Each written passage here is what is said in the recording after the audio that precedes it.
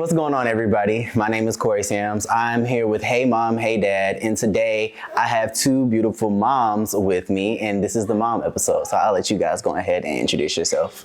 I'm looking at you. Whichever way you want. Okay. Sorry. Jasmine, 34, mom of 3 boys. Ooh, Yeah. Okay, that's fun. I'm Brianna. I'm 29, and I'm the mom of 1 boy. There we go.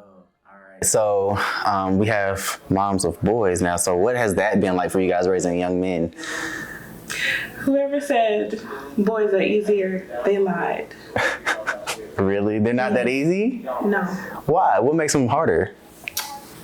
You have to talk with boys. You have to talk with girls too, but I feel like you have to teach boys.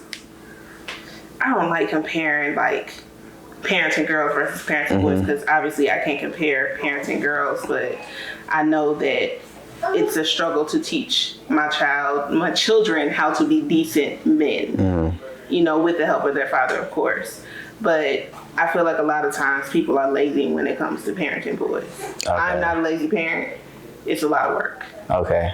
Lots of work. Yeah, I'm finding it funny only because my mom, so I am one of 2 boys, and so my mom was like, she was very happy that she had boys versus having girls because she grew up in a household full of girls. So she was like, this is by far leaps and bounds easier. So yeah, just hearing someone finally say that, like, you know, it's not easier is very interesting. Raising children, period, is hard. Yeah.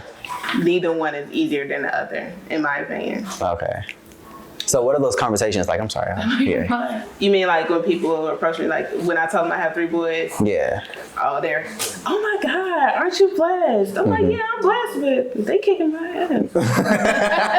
Like I am not okay. Like like I said, just teaching them how to be decent and how to be calm. And, you know, I allow my boys to cry. I allow them to have emotions. Beautiful. You know, I don't tell them to stop crying. I don't stifle them in it. So I get that, oh, aren't you blessed? You have 3 boys. That's so easy. I'm like, it is not easy. They are kicking my ass. Yeah. It is very hard because I have to teach this one not to touch little girls or touch little boys. I have to teach them about consent. I have to teach them about his body. I have to teach them all the things that you would teach a little girl, even though I have to like reiterate it more because little boys are so active and so their energy is just out of control. They forget things as soon as you tell them, you know, whereas I've taught little girls before and they would actually sit down and listen and, you know what I'm saying, take everything in. Right. But most of the time. But little boys, they're hard. Yeah. They're hard. Like for you, Bree? It's been difficult. I kind of had a feeling when I was pregnant. I knew I was having a son. From the moment I found out I was pregnant, I knew he was a boy. I just had a feeling. But like just raising him, you have to be intentional with your sons. I feel like because I've heard it said before that people like love their sons but just raise their daughters. And I've heard that said more so about moms. But I try to be. I love my sons, just obviously involuntary. But I try to. Just teach him, like Jasmine said, how to be a decent human because the consequence of loving your son so much but not raising them and teaching them how to be decent humans is women end up living in a world as victims of men who just, you know, were never taught how to be decent. So you teach them how to be decent people, not just because, you know, I can't really explain it. Like, people like, just don't raise their daughters the same. Yeah, you can tell just from dating alone, and I dated since I was 14, knowing how their parents raised them. You know, dating men. Like, I know some men who had really good mothers who raised them how to be decent, how to open doors, how to be mannerable, how to not disrespect me or, you know, call me all kinds of names or... You know, it's some men out here just don't think anything of like just completely being terrible to women. And there was no one telling them, no, you don't do that. You don't put your hands on a woman or you don't talk to her disrespectfully. So in my mind, I have to teach my children, teach my boys how to be decent, how to be respectful. The woman is the honor. Like, you hold her up here. You know what I mean? You don't sit there and just be mean. And it starts with me, how you treat your mother.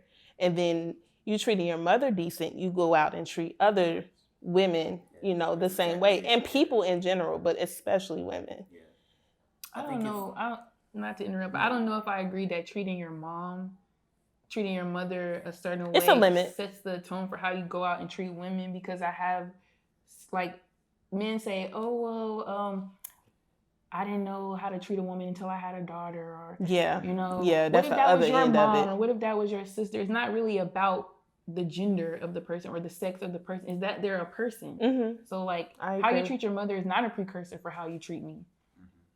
It's how you treat anybody is a precursor for how you treat me. So I'm not just looking at, oh, you're so sweet to your mom. Like, I'm not looking at how my husband treats his mom as a precursor for how he might treat me. I'm looking at how my husband interacts with people in general. Mm-hmm. And that's very true. Because there are men who, you know, that's my mama and I love her. And hold her to a standard, but don't hold it to everybody else. That's very true. I agree. Yeah. I think it kind of ties into like that idea of breaking generational curses as well. So it's like they're like, you speaking on what you said about they love their sons but they raise their daughters, and just making sure that you're doing that you're raising your son as well as, you know, loving on him as well, and you know, just teaching him what those emotions are as in terms of like when he gets out there into the real world, you know, because it's very difficult. I know my mom, she was really big on, you know, keeping your hands to yourself. Once we got old enough to understand that 4-letter word, rape, she was just like, because all it takes is for one girl to say that you did that to her, and she's like, and everything is over. And she was like, and it doesn't matter if you did or didn't do it, they're always going to believe the woman. And that starts so young. Yeah. Consent. Teaching them about bodily autonomy and consent, it starts so young. I didn't even realize until I became a mother, like, how early you have to start teaching that. Like, you think like, well, he's not quite old enough to understand the language, but it's never too early. Just in 2 daycare years old. centers, they teach children sign language. Now, that's part of the reason why you have to teach kids to communicate those things, because assault happens so young. But you see those signs like, when boys will be boys, things like that. You have to teach those things so early. Like my son, I'm very strict with him about, not just with little girls, about people in general. Me, if I say I don't want to, it sounds cruel, like mom is touched out, I don't want to hug right now. If I say this is my body, you cannot touch me because I said so. And if you say I can't touch you, then I cannot touch you because you said so. It's not, just little girls, it's anybody. But you have to teach it very young. And you teach it in simple ways like that. I don't want to hug right now. Yeah. You know, my son was nursed for a long time. My oldest. So, you know, I had to be very strict with him, like, no. Yeah. After a while, like, no, this is my body. You may not, and you have to hold your ground. And little things like that, when you let it slide, you let it slide. Now you have older boys, you know, they're going through puberty, their bodies are changing, and people make excuses for that. And all the while, people are just being victimized. And that's only just one part of raising a boy. That one part right there. So many different parts of just raising boys, raising sons. And I know that can be a hard part, but would you say that that's the hardest part of being a mom right now of boys? Or what's the hardest part for you guys? Balance. I think the hardest part for me is finding the balance of the balance between loving him and raising him, like boundaries, just the balance, because like you said, you don't want to be so, boys don't do this, boys don't do that. You want to teach him how to be a good person, not a good man. I just want Justin to grow up and be a good human. Whatever type of human, whatever life he chooses, I want him to be a good person, a good human, but just finding a balance between letting him find his own way and guiding and molding. Just the balance. I don't even know how to explain it. Yeah. For me, raising 3, my oldest is 6, Dylan is 6, my middle, he'll be 3 next month, Grayson, and I have a 7-month-old baby. So like me raising them and trying to find a balance and still having time for my husband and still having time for, you know, my family. It's very difficult right now, only because they are so young. So they require a lot of my time, a lot of my attention. And I'm trying to find the balance of being there for each of them in different ways. Because my oldest is very like clingy and he likes to be under me, but I have to explain to him like, mommy needs some space. Like I could be sitting in the chair and Dylan would literally sit right behind me. Like he wants to live in my skin. Yeah. Whereas my middle, he doesn't want anything to do with me at all. That's like daddy's boy. Like he does not bother me. Then my youngest is still being breastfed. So of course he's under me and, wanting to nurse all the time. And that's my baby. So I have to give him right now the most attention because he is the youngest. So today, for example, we took them to the park. And so I baby wore the baby, and then Dylan and Grayson was just running around in the field, and their dad came. So he was pushing them on the swing, and they had a really good time. And that's, for me, that's like quiet time for me. I can just sit down and just relax and watch them. The baby was asleep, so I was just like, oh. Finding those breaks is beautiful. I was a stay-at-home mom for a long time. So being a stay-at-home mom and keeping the baby home with you, my youngest, was very hard, very isolating. Nobody likes to talk about how isolating it is because everybody is doing their own things. But I would have friends like Bree come over and give me some time and hold the baby, thank God. Just so I can get a breather, just so I can just sit by myself and watch a little TV or get something to eat uninterrupted. Yeah. But work-life balance, I'm substitute teaching now, and that really added a lot to my life because I can go out and talk to other children that aren't mine. Thank the Lord. And really just get like an outside scope, and it makes me feel better about myself. It makes me confident, I'm bringing home money, but I'm also doing something that I really enjoy. Plus my children are at school and they're safe and they're good, and I still get to like really be there for them as well, like especially on the weekends. Dylan has soccer, so he goes practice twice a week, games every Saturday. So that's another way I can kind of balance the work life. So having, as you touched on, having Bree to be there and help you out as well. I'm pretty sure having other moms around you is such a big support system. Yeah. Like I have maybe like 2 or 3 friends that are moms that actually understand like how hectic and busy my life is, but majority of my friends are all moms. Like they just understand, They just get you, because they're dealing with some of the same things, and we bounce things off of each other because most of our kids are the same age. Like our oldest are all the same age. So like, what is your baby doing? Or, is he obsessed with this right now? Like they're upstairs like playing right now. Like they're only 2 months apart. Right. So it's been a blessing, big time. Yeah. Is it like a to me, because I don't have any kids or anything like that, I just have a nephew, and I have so I love him. One of your kids? Yeah, no, he definitely is. Yeah. He's a little mini me. He's coming up. Yeah, no, he's coming up in the ranks. I'm like, all right, I'm gonna show you the ropes. Exactly. But yeah, no, I think it's fun seeing the moms kind of come together, because the dads, they talk, but to me it's a very different language when I'm around other moms and the way that they speak about their kids and stuff like that. So like, what is that like? I guess what is that kind of secret language to me as a man? I don't get some of the things that you guys are talking about. So like, I guess we just get each other. We get like when we're tired and sometimes we don't want to talk about our kids. Sometimes we just want to go to Bar Taco and have a few margaritas and, shoot the breeze with each other. And we don't say a word about Dylan or Justin or, my other 2, and then sometimes it's kind of like, I'll invite her over and we just talk about life. Talk about where we are, talk about where we want to be. Bree is recently married. I've been married for 3 years. So she asked me like, how is marriage life? And I'm like, it's trash. So not only is she a mom, but she's now also so it's a whole nother like dynamic that we can relate to each other on. Of course you don't, keep the business of your marriage outside of everything else, but as a whole we can talk about just the institution in general. And like I tell her all the time, like it's really a process and it's really what you make it. Even before she got married, I was like, marriage is what you make it. So if you think that you're going to be miserable or you're really not really feeling it, don't do it. But if you're marrying somebody that you like, not love, you're marrying somebody that is your friend and that you like, it can stand the test of times, And that's just speaking on my experience with marriage and, love and family. Because she always used to tell me, like, she still does, oh, y'all are my favorite couple. And I'm like, girl, I be wanting to be his friend. Like, it's a lot. But I admire anyone who takes that extra step for their family. Because we didn't get married right away. Like, it was kind of like, yeah, we good, but let's give it a year or so. And then he started talking about another baby, and I was like, this finger look a little empty. It's empty now because my finger's swollen, but I was like, looking a little empty.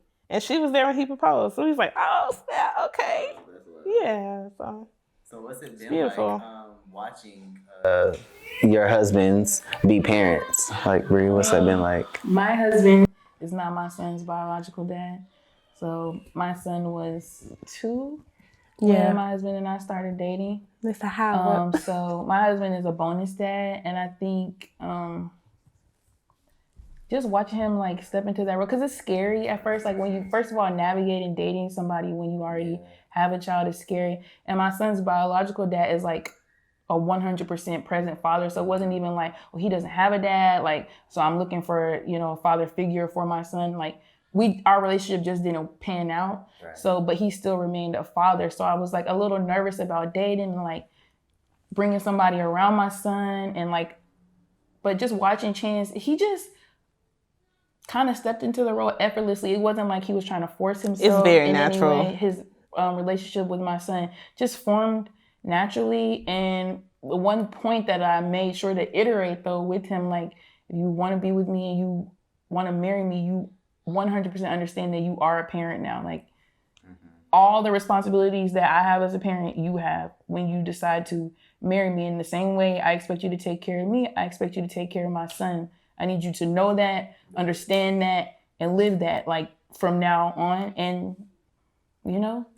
even prior to us being married, like, he was already showing me that he was, ready to do that. And so nothing has changed. Like, from the very first time I allowed him to meet my son, like, he made it a production. Like, we just went to the aquarium, but, like, he took him on a behind-the-scenes tour. Like, I was paying attention to all those things, like the way you talk to him, the way you are around him, like, his body language responding to you. Yeah. Because, I need to know, like, no matter how I feel about you, like, I have someone whose well-being is more important, so I have to know. But just watching him be a parent is not the reason that I love him, but it's one more reason why I love him. And, after I had Justin, I swear to God, I would not have any more children whatsoever, ever in my life. But she's very adamant about that. Like, everybody in my life knows, I want it done. That's it. Never and again. But, like, watching him be a dad makes me want to make him a dad again. Because, like, why wouldn't I want to give another child, like, that experience of having him as a dad? Because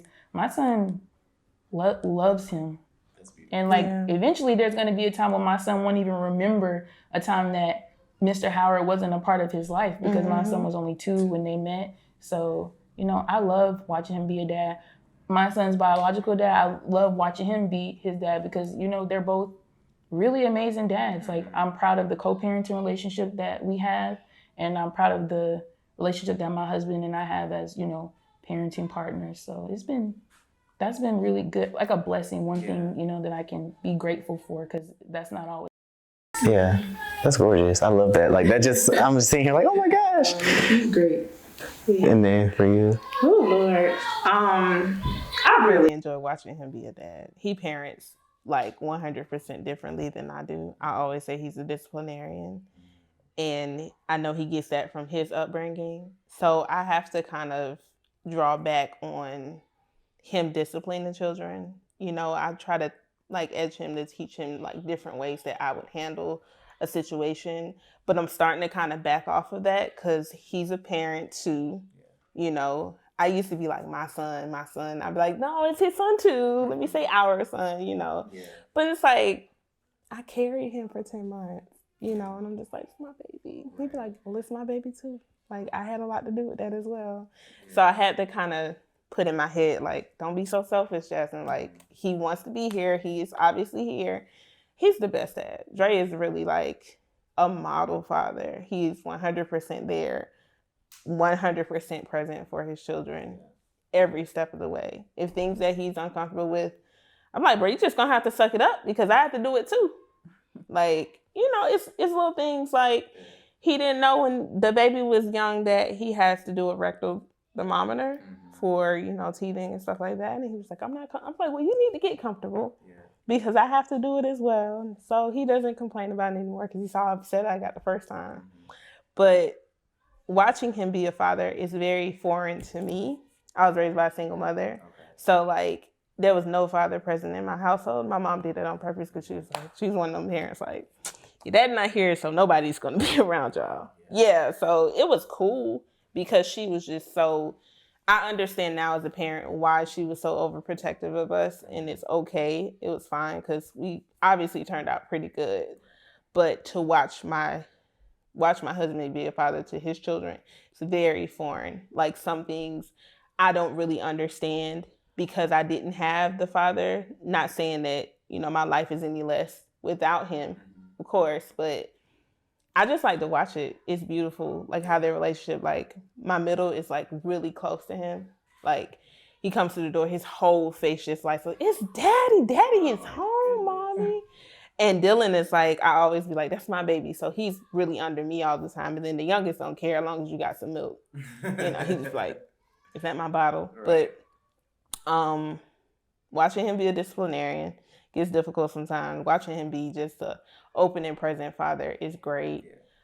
He's really my partner. I love to call him my partner because, give an example, in the mornings, I have to get ready for work.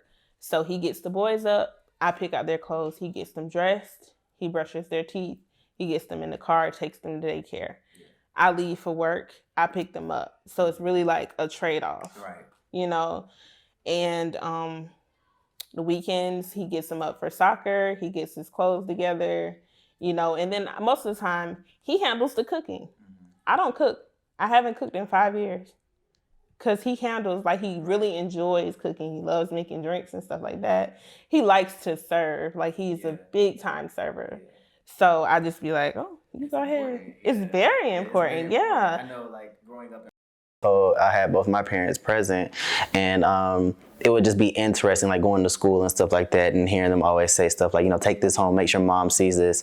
And my mom at the time was in school, so she went to night school while she worked during the day. It was generational things, like the differences between like this new generation mom, as they're calling us, and now, well, us, not me, but as they're calling our generation, they're saying like, you guys are the new generation parents, the millennials and stuff. What are some of the things that you guys are doing that you're making sure that you're not carrying over from when you were little that you remember your parents did to you guys? Basically like what you just said, like the teachers will say, take this to mom, like everything is not mom. Like when I was growing up, my mom ran our household. Like my dad was there, my dad was a provider. My dad paid all our bills, but that's where his parenting stopped. Like he just went to work and paid all the bills, but everything else my mom did. Like my dad, if you would have went to my dad and was like, what's your daughter's teacher? What's your kid's teacher's name? He don't know. What's the kid's doctor's name and the phone number? He doesn't know. My mom handled all of that, but that's not. I'm intentionally doing things different in my household. Yeah. Myself and my husband and my son's dad are all responsible for what goes on with our child. Mm-hmm. So everybody has to share in raising him. That means everything to do with him, what he's eating, his doctors, his extracurriculars, now that he's school age, like his schoolwork. Like we all have to share in that responsibility. It's not just a mom thing. And that seems so like, well, of course, but that's not how it's been. That's not how it's been. Like my mom ran our household. If my mom was to go away for a weekend, we'd be twiddling our thumbs until she came back. I got a story. So I just recently won a trip to Colombia, the country, and I'm leaving these. Thank you. Okay, that's big. That's big. So it's just me. Okay. Everybody asked me before I even entered the contest who was going to keep the kids. I'm like, their dad. What do you mean? Well, is he going to it was so funny because I know if the situation was reversed, everybody would just automatically expect me to keep my children, but nobody would offer me help. That everybody is like leaning in like, oh, well, I can take them to school and I can get them dressed. Oh, do he need help on the weekend? Because I'm leaving for a week. Yeah. But I know if it was reversed and he was leaving for a week, it would be, they expect Jasmine to handle everything. And granted, I would, of course, because I know how to handle my children. I know how to handle, but he does too. Mm-hmm. I went to camp. He's more than capable. Yeah. Just from hearing the story that you just told. Yes, he is more than capable of holding them down. My youngest had RSV about 3 weeks ago. we ended up staying in the hospital the entire weekend at Children's. We was there 4 days.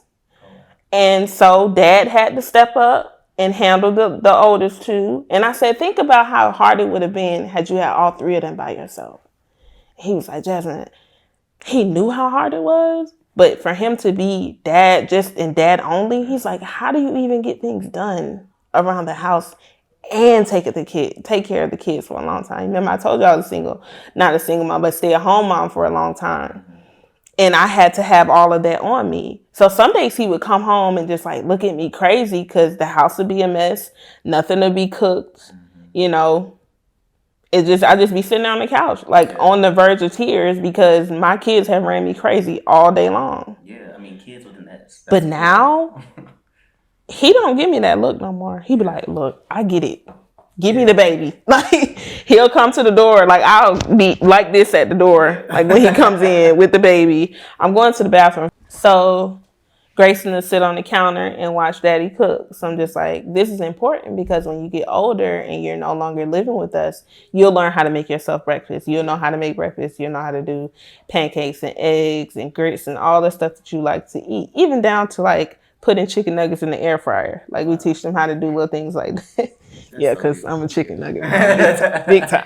I don't know a mom who's not a chicken nugget. Right. Mom. Listen, you gotta have listen, standard. a safe meal. 2 bags. If it's not 2 bags in the freezer, we want to go buy another one. Are your kids particular about their French fries? Because my nephew's particular About his French fries. My oldest doesn't like French fries My at all. son's particular about food in general. Oh, what? My nephew, it's only waffle fries. I don't know what it is, but he waffle fries. And if you hand him a regular French fry, he looks like you like you're crazy. Yeah. Like, what is Oh, they this? love Chick-fil-A. That's like their thing. Yeah. Like, but they don't get waffle fries. They get mac and cheese. Oh.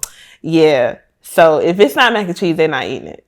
My son goes through Chicken phases. nuggets, mac and cheese, apple juice. And sometimes they'll ask for a fruit cup instead of, actually ask for a fruit cup for their dessert. Yeah. Yeah. Justin goes through like phases of what's What he good likes to to him eat. at the moment. Like whatever is good in that moment, that's all that we're eating in that moment. For like That's a month Dylan. or so, it'll just be oatmeal. All I'm eating is oatmeal.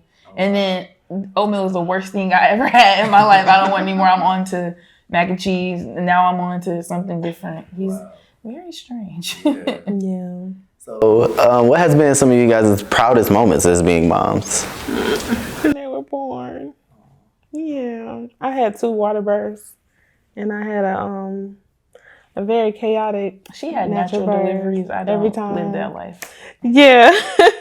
Most of those. That don't look. I actually posted my video on Twitter. Really? Oh my goodness. It was very well received too. Wow. Yeah, my Are last you nervous friend. about that at all? I mean, social media can be kind of harsh, so especially Twitter. I saw like maybe one kind of out the way comment was like, "Oh, that's why you're supposed to be careful. What do you do this for?" And I'm just like, blocked.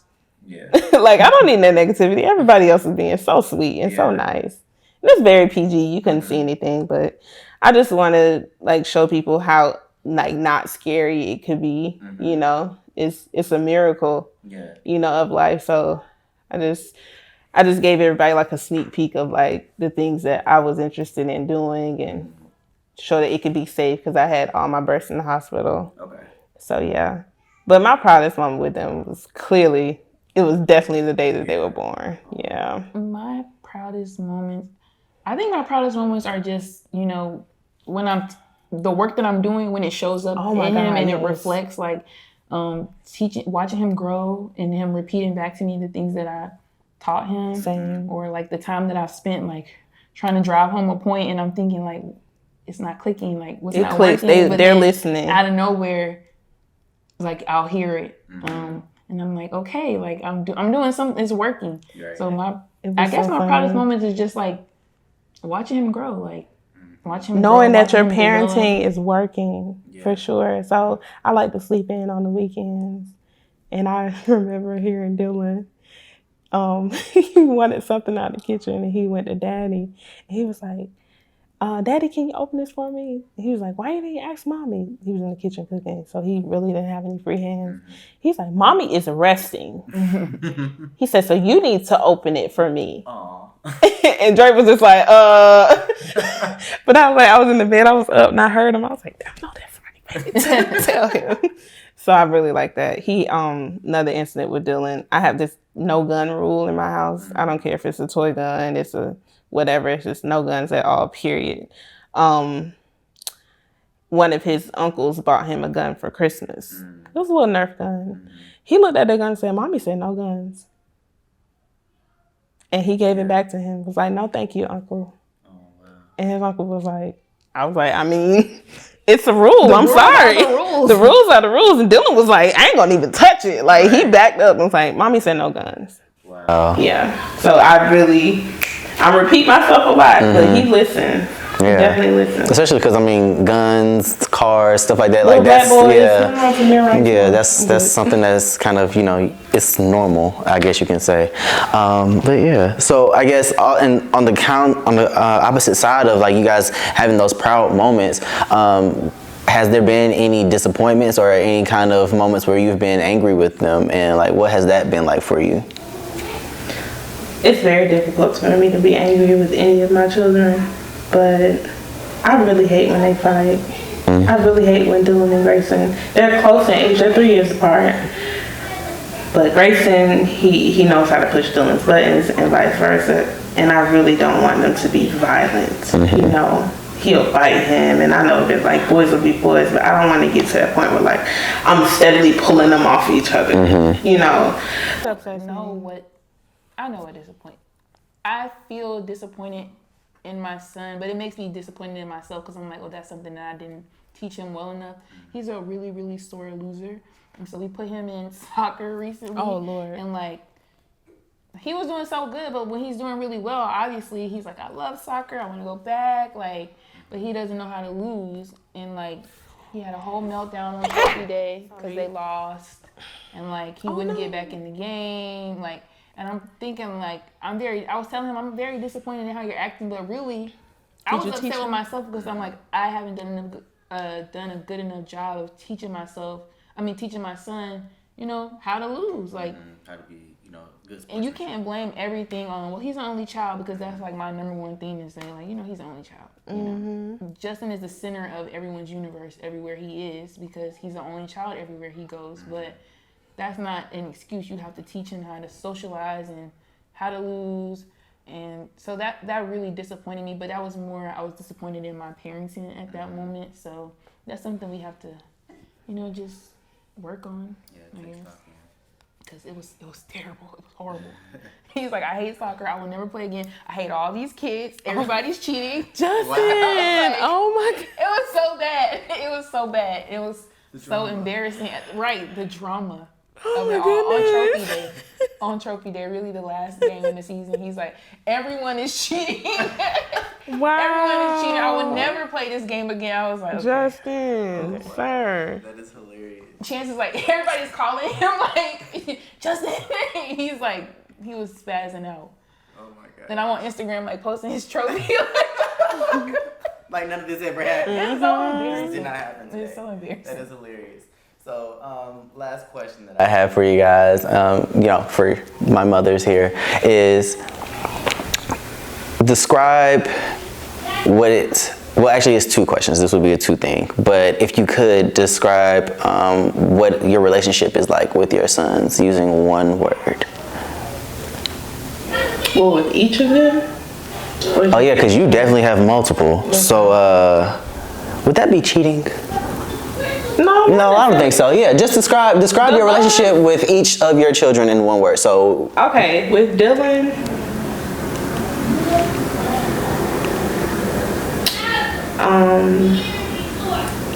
extraordinary. With Grayson, I'm sorry, challenging. Okay. With Orion, joyous. That's my little baby. Yeah. Yeah. And I said that because he's my last baby. Like, we've decided that we are not having any more children, biological children. Mm-hmm. We eventually want to foster and adopt children. Oh, that's great. Yeah. I love that. Yeah, I love my boys. What about you, Bri? I'm sitting here thinking, like, just one word. So many, right? It sounds cliche, but I really would say unbreakable. I don't know, there's really nothing anybody could say or do that could like come between the relationship that I have with my son. You can't tell Brie nothing about Justin. Like, at all. Everybody who knows me knows that. My husband knows that. Like, you can't tell her nothing. Really nothing about the relationship I have with him. And it's because I felt very fearful when I was pregnant with Justin and getting ready to have him, like, can I really do this? Like, and then when I first had him, there was like so much comparison, like me being compared to other moms, like from other people onto me, and then from myself, comparing myself to other people. But I'm like, the relationship that I have with my son, I'm doing it. Like, it's great. It's our relationship, and he's thriving and he's happy and he's healthy. And that's because of the mother that I am. I know that I'm a good mother because it's reflected back to me by the person that he is, like the person that, you know, he's becoming is just unbreakable. And I know that my son knows that if nobody else in the world is going to be there for him, show up for him, do for him, care for him, is going to be mom. Even, I mean, he has great dads too, but like he knows beyond a shadow of a doubt mom is going to be there. So it's just unbreakable to me. And she's right. Nobody can tell me, nobody can tell me. Not a nan other about Justin. Anything about my son. Like, I'm not a fighter either, but look. It's jail in hell about my son. I'm not even kidding. Like, I'm not kidding. It's jail straight to hell about my son. Somebody tweeted about like the maddest you've ever, like what's the angriest you've ever been. Dylan had a soccer camp over the summer, and this kid pushed my kid to the ground. And I had the youngest with me. He was like 3 months at the time. And I didn't see him physically do it, but the mom, you know, I'm doting on the baby. The mom next to me tapped me on the shoulder and she says, "That's your child." Dylan was on the floor just like sobbing. And she said, "That kid pushed him." I walked my butt on that field.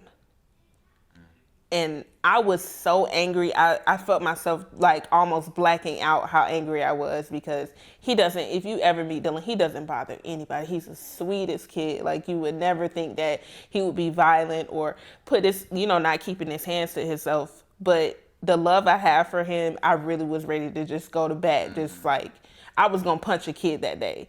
But I was like, you know what? I'm not wrapped too tight because I really want to hurt this kid. But what I did, I didn't want to go to jail. So I told his coach, "Can you move him to a different group?" Because I pointed at the little boy. I was like, he's been picking on him this entire time. I kept seeing the little boy kind of like messing with Dylan. Dylan kept trying to back away from him. And I guess they just got into it, and he pushed Dylan to the ground. And I was like, okay.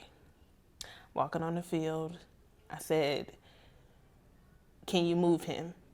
He said, "Yeah, I'll move him." I was like, "Can you make sure that he is never in a group with him?" He said, "Yeah, I can do that."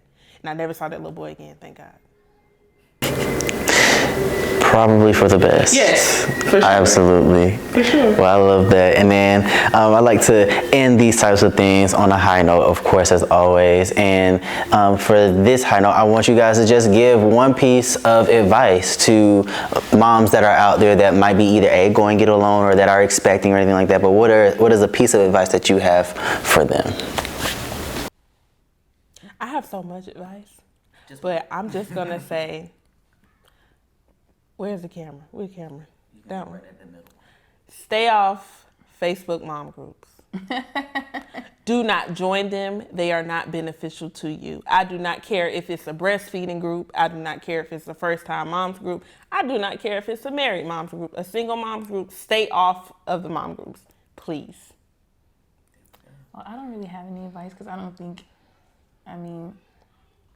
that anybody is doing parenting well enough, has it all figured out. Like, we're all winging it. Like, everybody's winging it. Yeah, nobody knows what they're doing. I don't have any advice. Whatever gets you through and what's making without, harming your children, what's making your children happy and healthy and whole, do that. I don't have any advice. I mean, it's hard. I think that's a good piece of advice right there, because some people, maybe they just need to hear that, like, hey, dang, she said the same thing that I've been feeling. Like, does anybody know what they're doing? No. So hopefully that does help somebody. Everybody out here are just trying to do what's right for their kids. Yeah. You know? Yeah. I That's love just it. the end of it. That's Exactly. what they're trying to do. Trying to make sure you are raising a decent human being. Like looking at that person like, I raised that person and I'm proud of that person. Yeah. You know, the same way our parents would look at us. Yes. And I think that you two are doing a great job just from hearing your stories that you've shared with me today. So thank you so much. Again, you guys, this has been another episode of Hey Mom, Hey Dad. And we got the wonderful chance of meeting Jasmine and Bree today. And I hope that you guys are buying the books because, hello, that's what we're here for. All right. Thank you guys so much again. We'll catch you guys next time.